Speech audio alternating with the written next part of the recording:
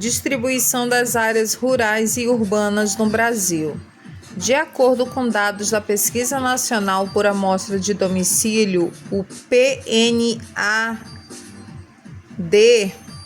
de 2014, pesquisa domiciliar que produz informações básicas para o estudo do desenvolvimento social e econômico do país, a maior parte da população brasileira vive em áreas urbanas. Cerca de 8 em cada 10 pessoas. Já as áreas rurais abrigam aproximadamente 2 em cada 10 pessoas no nosso país. Então vamos lá. De acordo com uma pesquisa feita em 2014, mostra que a maior parte da população brasileira vive em áreas urbanas. A cada 10 pessoas, pelo menos 8 moram em áreas urbanas.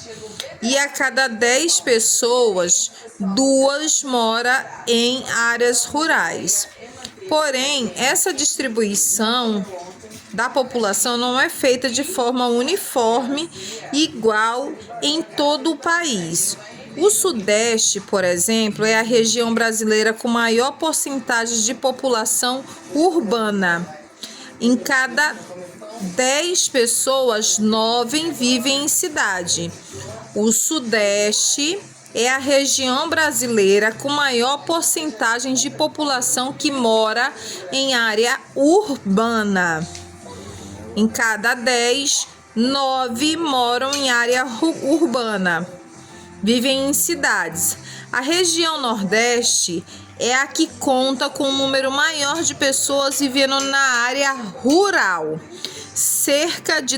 A cada 10 pessoas, cerca de 3 moram na área rural. Então, no Sudeste é o lugar onde existe maior número de habitantes na zona urbana. E na Nordeste, a cada 10 pessoas, existe 3 que moram em áreas rurais. Aqui tá, o Brasil, Aí mostra que o IBGE, Centro-Oeste, a porcentagem da população que vive em área urbana por região. Mas nem sempre foi assim. Urbanização significa um crescimento do meio urbano proporcionalmente maior que o do rural. Ou seja, representa uma mudança da população do campo para a cidade. No Brasil, a urbanização ocorreu por conta da industrialização. O processo de indústria no país, nesse período, o trabalho nas cidades, onde as indústrias estavam, começou a ser procurado pela população que estava em busca de uma vida melhor, com melhores salários e maior acesso à tecnologia.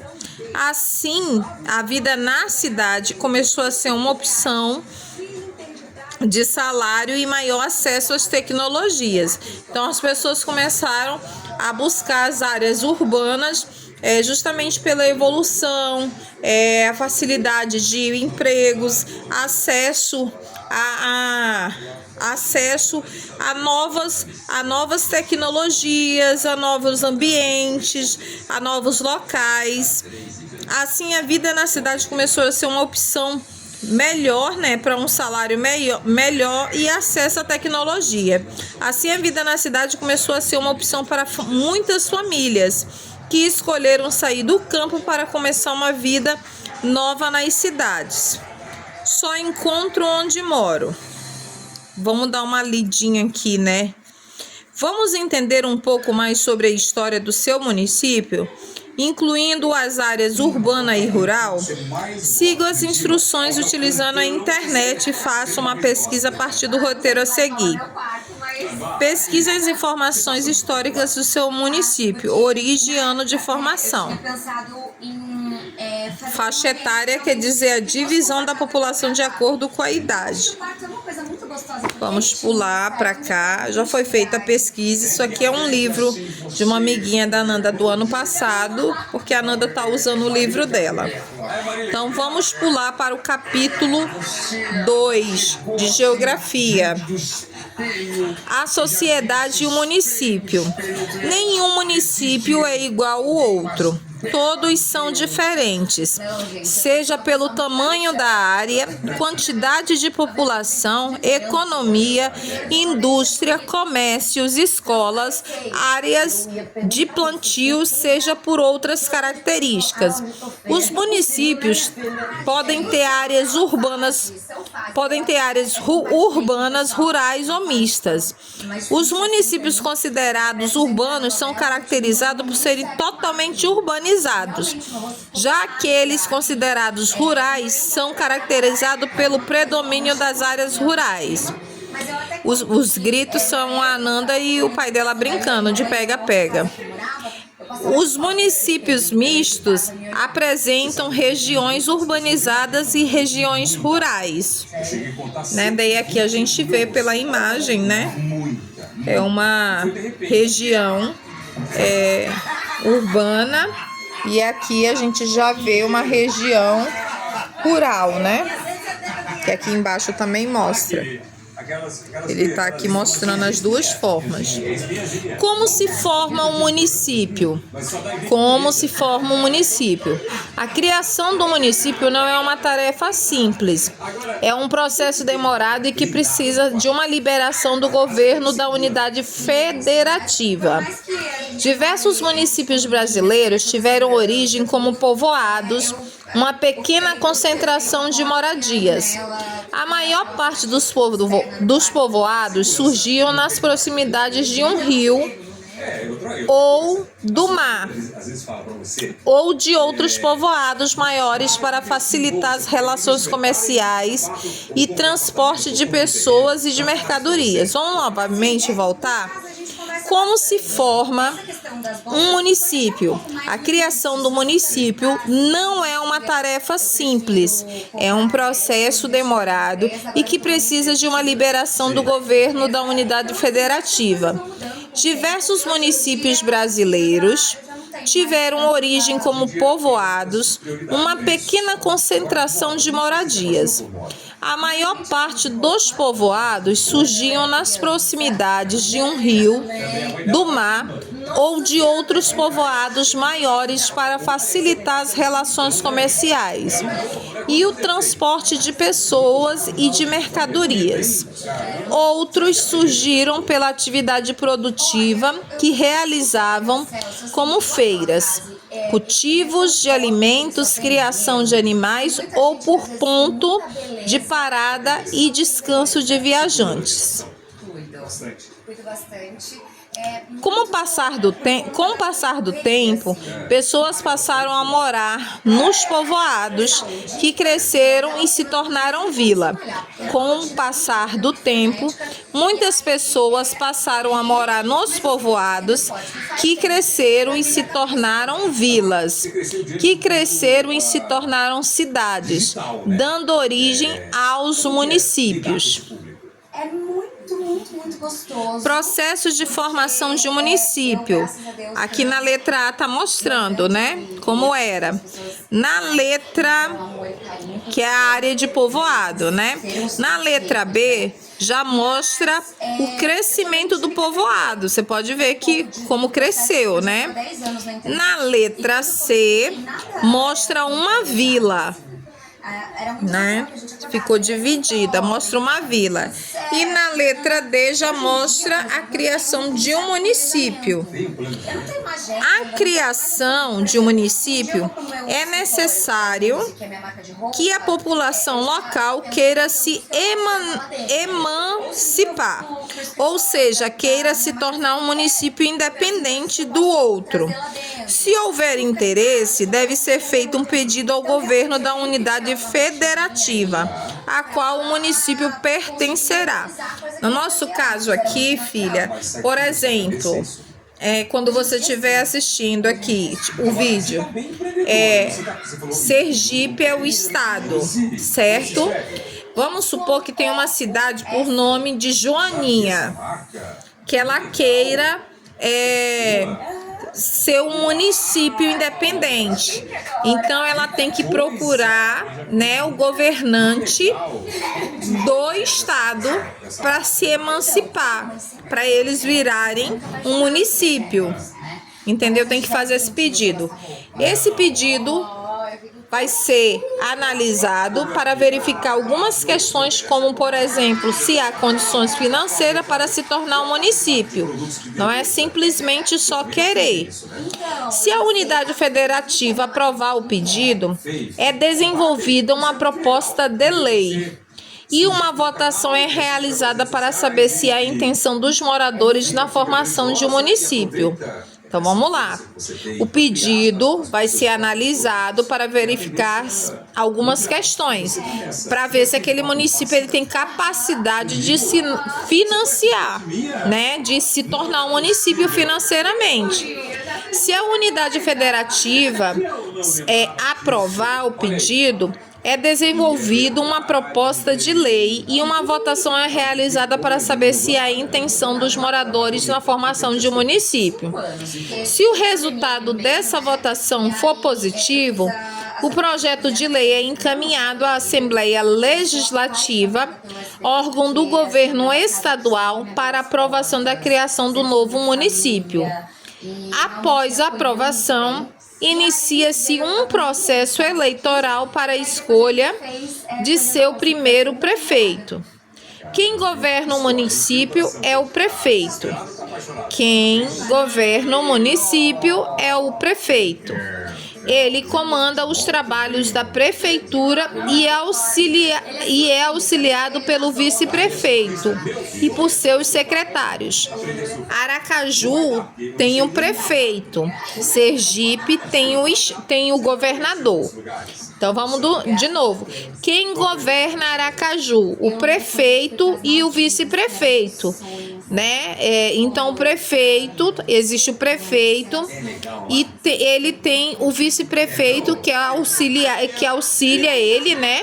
E tem as secretarias. Ele é responsável pela melhoria dos serviços públicos do município. Eu vou dar um exemplo. A gente, quando está pedalando, a gente vê muito pessoal fazendo a limpeza nas ruas. Aquilo ali é uma determinação do prefeito, juntamente com os secretários. Tem um secretário, né, de urbanização que fica responsável por isso. Tá, vamos lá. Quem governa o município é o prefeito, ele comanda os trabalhos da prefeitura e é auxiliado pelo vice-prefeito e por seus secretários. Ele é responsável pela melhoria do serviço público do município e por seu funcionamento. Na ausência do prefeito, quem assume o município é o vice-prefeito. Então, o prefeito precisou ficar afastado ou ele vai sair candidato a governador, quem assume é o vice-prefeito.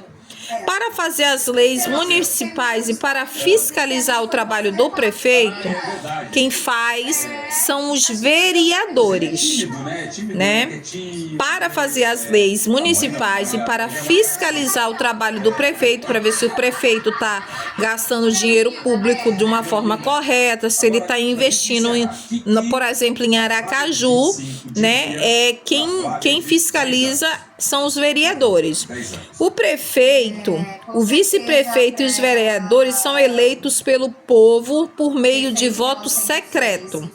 O prefeito, o vice-prefeito e os vereadores são eleitos pelo voto por meio de voto secreto. Vamos ler rapidinho aqui. O que é projeto de lei? Projeto de lei é uma ideia, uma proposta que pode vir a se transformar em lei. Um projeto de lei pode ser apresentado inicialmente tanto na Câmara quanto no Senado, que juntos formam o Congresso Nacional. Se começa na Câmara, depois vai para o Senado e vice-versa. Em cada uma das casas legislativas é discutido e votado pelos parlamentares que podem mudar o texto original. Se for aprovado de forma definitiva pelo Congresso Nacional, é enviado ao presidente da República, que vai analisar o texto. Se ele não concordar, ele pode vetar todo o projeto ou partes dele. Se ele concordar com o projeto, ele sanciona a lei. Dessa forma, o que era apenas uma ideia vira lei, que deve ser cumprida por todos. Veja quem pode apresentar um projeto de lei no Congresso Nacional. Somente os deputados federais, senadores, tribunais superiores, comissão da Câmara e do Senado, Supremo Tribunal Federal, Procuradoria Geral da República, Presidente da República, cidadãos e cidadãs. Nesse caso, é necessário colher assinatura e ter pelo menos 1% da população eleitoral. E geralmente, para se ganhar, tem que ser sempre de 100%. Tem que ser 50% mais 1. Entendeu? Para poder ter uma vitória. Esse vai ser mais um dia de alegria. Domingo legal que você vai começar a ver agora. Os motivos para a criação de um município. Atualmente, o Brasil tem cerca de 5.570 mil municípios, distribuídos de maneira desigual entre as unidades federativas. Muitos fatores podem gerar a necessidade de se criar um município. Entre eles, podemos citar a necessidade de melhoria nos serviços básicos, como saúde e educação, crescimento econômico, questões como diferenças culturais, entre outras. Tipos de cidades. As cidades são sedes de municípios e estão distribuídas por todo o país. Cada cidade possui suas características e particularidades. Quanto ao seu processo de formação, população, aspectos culturais e religiosos e também sobre as atividades econômicas realizadas. As cidades podem ser cidades naturais. Mas era nos bastidores que ela mais brilhava. Aqui tem um exemplo de umas cidades naturais. Surgiram sem serem planejadas, como as cidades de São Paulo e Rio de Janeiro. A vista da cidade do Rio de Janeiro. Aqui o Cristo Redentor. Cidades planejadas, foram planejadas e construídas a partir de um projeto. Belo Horizonte, Minas Gerais e Brasília.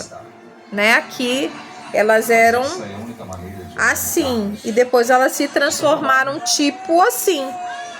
Só que daí, no caso desses exemplos que foi citado, Belo Horizonte, Brasília, ela foi planejada. Aqui é um esboço da planta da cidade de Brasília, então como ela era e qual era o propósito a ser, criado para a cidade,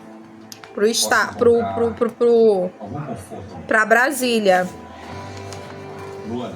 que é a capital do Brasil, Cidades industriais. Concentram-se grandes quantidades de indústrias como São Bernardo do Campos e Camaçari, na Bahia. Aqui mostra, um trabalhador da indústria. Cidades comerciais. Concentram as atividades comerciais e de prestação de serviço, como Manaus. Cidades turísticas. A Bahia tem como principal atividade econômica o turismo, como Porto Seguro. Olha como é lindo. Teu tio Neto e a tia André foram para lá de férias com as crianças uma vez, ano passado. Cidade portuária. Tem atividades de exportação e importação de produtos, com compras e venda internacional. Além disso, abriga portos, como tem de Santos, como tem também em Manaus, como tem em Belém. Eu já fui lá.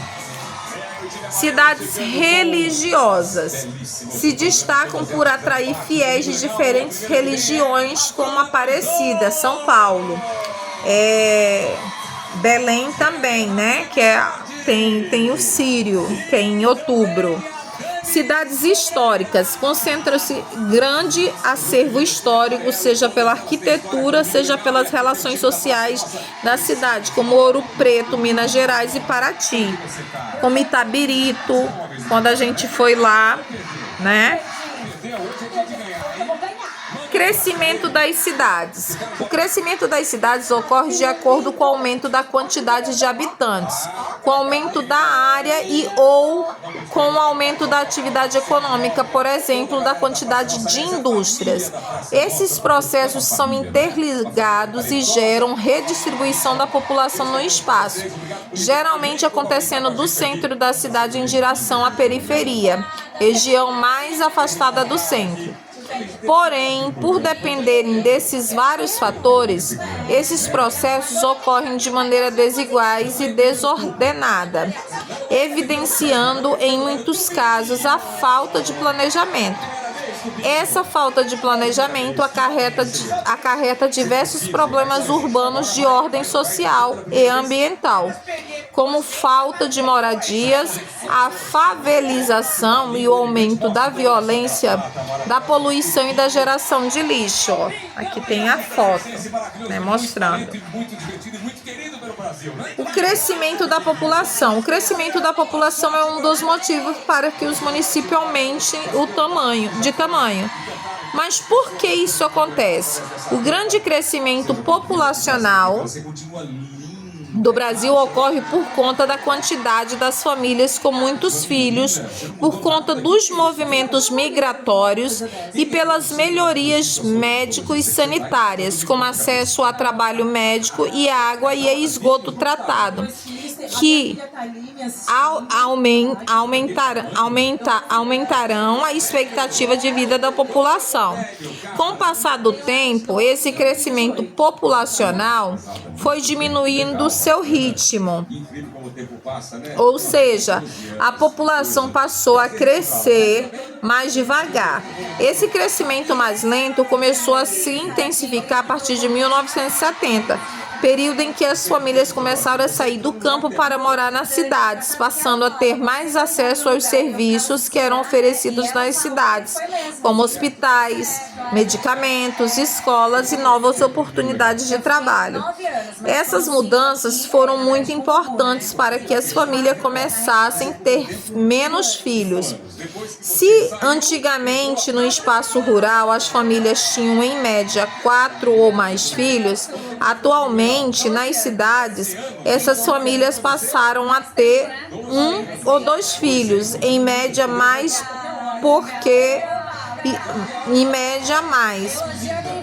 Mas por que isso mudou? O custo de vida da cidade é mais alto do que na área rural. As famílias passaram a ter mais acesso a medicações e as informações, começaram a cuidar mais da saúde e a fazer planejamento familiar. Essas pequenas mudanças foram responsáveis por desacelerar o crescimento populacional no Brasil. Médicos sanitários, quer dizer o quê? É referente aos tratamentos médicos e à saúde pública relacionada à higiene. E dá-lhe conteúdo. Práticas sustentáveis nas áreas urbanas. Práticas sustentáveis nas áreas urbanas são aquelas que buscam o desenvolvimento do local sem que o meio ambiente seja prejudicado. São práticas que tentam minimizar os problemas ambientais e a exploração dos recursos naturais para as gerações futuras, para que as gerações futuras possam ter acesso a ela também.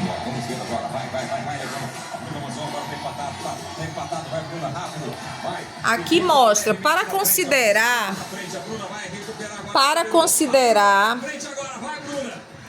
ser considerada sustentável, uma cidade deve destinar corretamente e reaproveitar resíduos sólidos, ou seja, fazer a coleta de lixo e destiná-lo ao lugar correto, oferecer água de qualidade sem esgotar mananciais, ou seja, os recursos hídricos da cidade.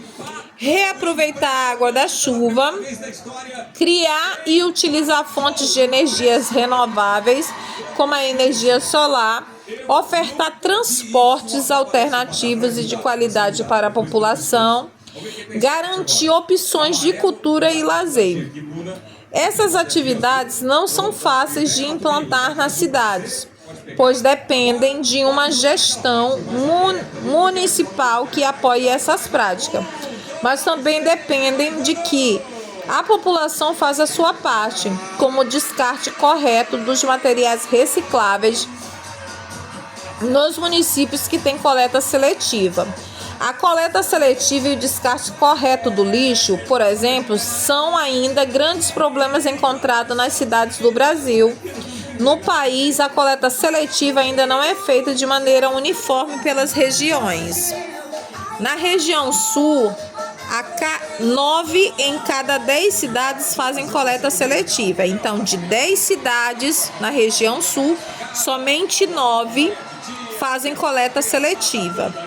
Aqui do mesmo jeito, vamos falar diferente. A cada 10 na região sudeste, somente 9 fazem coleta seletiva. Na região norte começa a cair. A cada 10, somente 6 cidades fazem